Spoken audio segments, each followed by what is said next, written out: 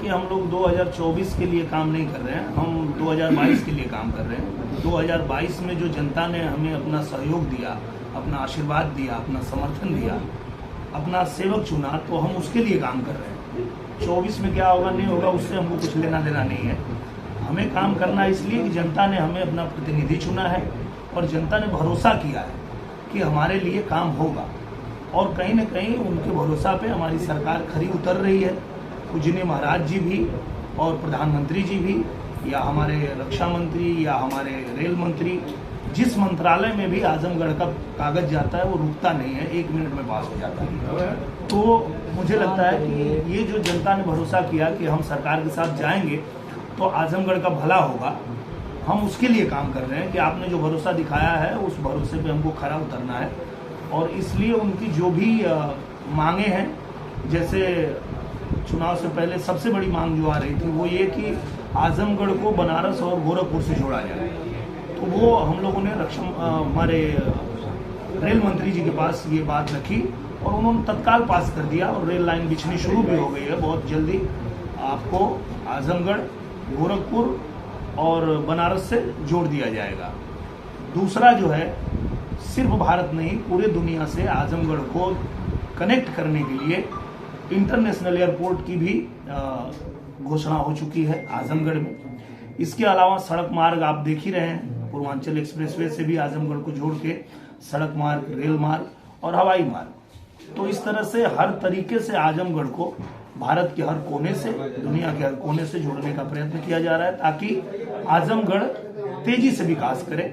और उसके अलावा जो भी आजमगढ़ के अंदर की जो समस्याएं हैं उस पर भी लगातार काम हो रहा है। जो भी मंत्रालय में जो भी काम है वो हम लोग लगातार लिख के भेज रहे हैं। और सबसे खुशी की बात यह है कि आजमगढ़ की जनता ने जो प्यार आशीर्वाद हमें दिया है उसमें हम लोग बहुत सफल इसलिए भी हो पा रहे हैं कि किसी भी विभाग में, किसी भी मंत्रालय में कोई भी हमारा काम रोकता नहीं है। 1 मिनट में हम लोग का काम हो रहा है, तो ये हमारे लिए बहुत खुशी की बात है। पिछली बार जब आप आए थे तो आपने कहा कि 1-1.5 से महीने में डोमेस्टिक एयरपोर्ट का उद्घाटन माननीय मुख्यमंत्री योगी जी करेंगे जी। क्या उसमें अब कुछ डिले है या बिल्कुल डिले नहीं है। मैं अभी तो था नहीं, तो मैं अभी आ गया हूँ और अब मैं हमारे मुख्यमंत्री जी का समय लेके उनको बुला के और उसको अब उद्घाटन करा के उसको शुरू कराया जाएगा, क्योंकि वो पूरी तरह तैयार है जनता को समर्पित करने के लिए।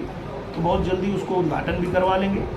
और उसके अलावा पूजनीय महाराज जी अभी कुछ दिन पहले ही आए थे आजमगढ़ में, तो उन्होंने जो जो परियोजनाओं को यहाँ पे लोकार्पण करके वो गए हैं उसका भी काम अब शुरू होने जा रहा है। तो जैसे अभी देखिए हम लोग के साथ में बैठे हैं हमारे गुड्डू मिश्रा भैया, जिले की जितनी सड़कें हैं, जितनी पुल है, जितना जो वो सब इन्होंने हम लोगों को लिख के दिया और सब हमने मुख्यमंत्री जी को दे दिया।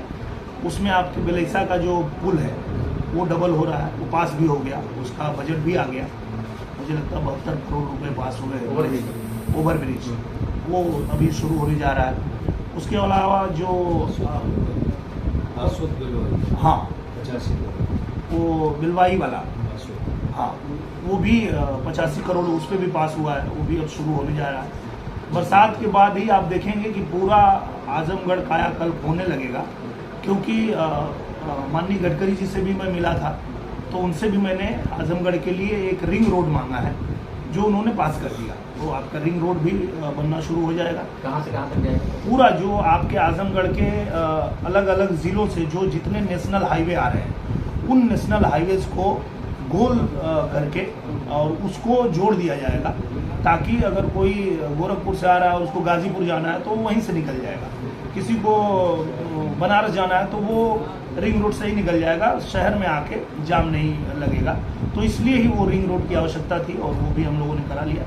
आज देवारा में हम लोग जा रहे हैं, एक पुलिस चौकी की बहुत समय से मांग थी जो नहीं हो रहा था, तो आज उसका उद्घाटन होगा, वो भी पास हो गया है।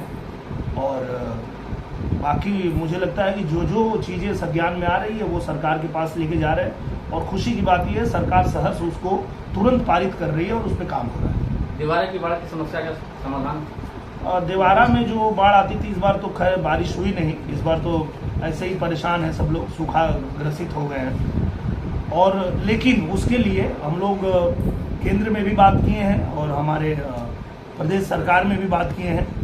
तो उसमें कई योजनाएं हैं। एक तो कैंची बंधा बनाने की योजना है उस बाढ़ से राहत पाने के लिए। दूसरी एक बड़ी योजना है जिसमें सिर्फ आजमगढ़ नहीं, बिहार भी बाढ़ में जो डूब जाता है, जो नेपाल से पानी आता है, तो उस पर केंद्र की एक बड़ी योजना है कि एक पावर प्लांट उसको बनाया जाएगा, जिससे कि बिजली का बड़ा उत्पादन भी होगा और बाढ़ से भी राहत।